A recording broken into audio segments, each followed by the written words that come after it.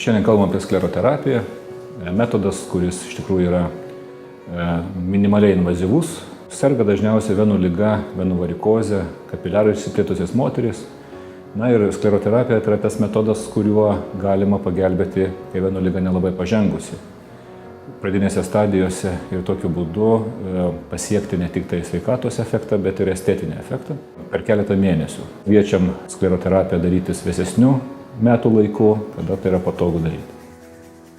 Procedūra yra greita, veiksminga ir neskausminga. Pacientui nereikia gulėti ligoninėje ar kardinaliai keisti savo įprastą dienotvarkę. Baltijos Amerikos klinikoje dirbantys specialistai įvertins sveikatos būklę, pakonsultuos ir atsižvelgiant į ligos stadiją pritaikys tinkamiausią gydymą, kuris ne tik suteiks sveikatos efektą, pagerins estetinį vaizdą, bet ir padės išvengti rimtesnės operacijos ateityje. Baltijos Amerikos klinika rūpestingai kartu.